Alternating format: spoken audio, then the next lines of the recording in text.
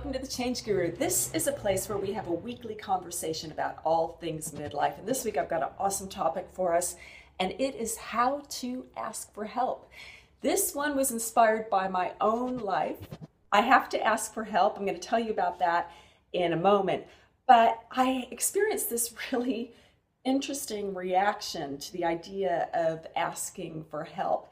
And I got excited because this is something that's so common for many of us, especially after 40, that I thought it would be perfect to use myself as a bit of a guinea pig and share with you reasons why we feel this way and how to push on through it. So let's start with the why do we tend to feel this way, especially those of us at midlife.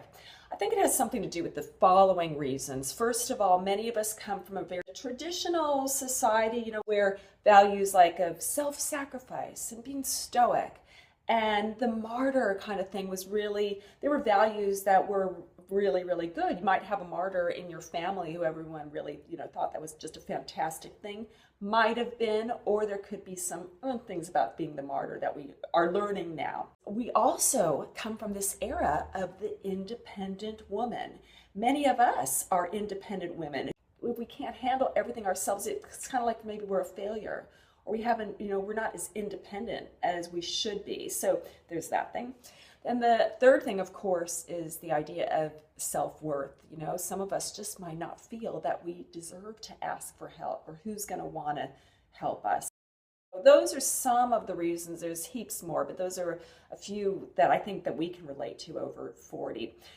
So let me go back to my example of needing to ask for help and feeling completely weird about it.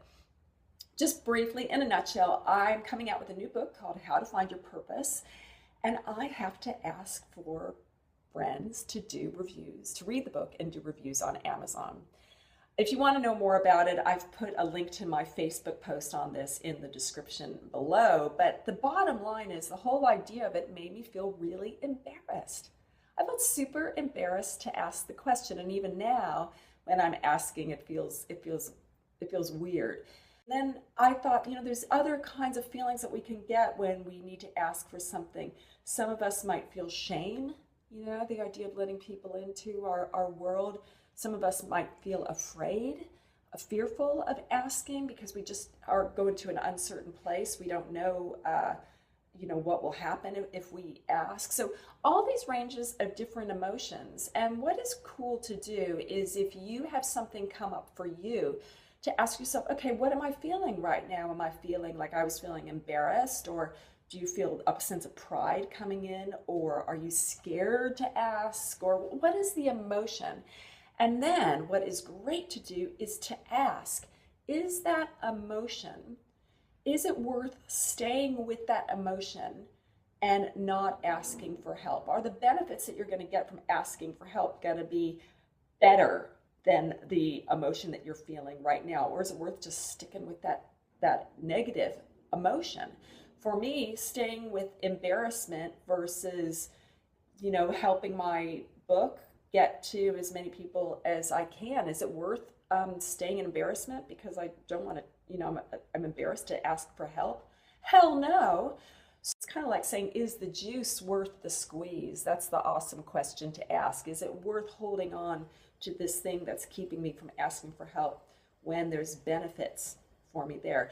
And when I was doing the research, I found this super quote from the founder of tinybuddha.com. It's Lori Duchenne, and she says this: pain is not a sign of weakness, but bearing it alone is a choice to grow weak. So when we don't ask for help and we stick with the feelings that are bad, we're making a choice to stick with those feelings. That's a heavy duty quote, but I love the turn of a phrase. And what I really love about that is it's there in black and white. We're making a choice to stay small. We're making a choice to stay in a dark place when asking for help could bring us light. Right? Cool.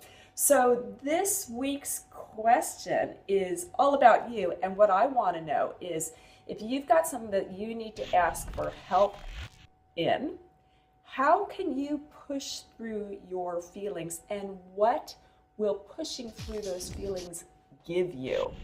All right, so how can you push through those feelings and ask for help? And what will happen? What can happen if you push through and ask for help? I'd love to know your thoughts on this. Just post your comment below and let's get a conversation going about this and start empowering each other to ask questions that might bring up a kind of uncomfortable feeling, but when we can push through, it's totally worth it.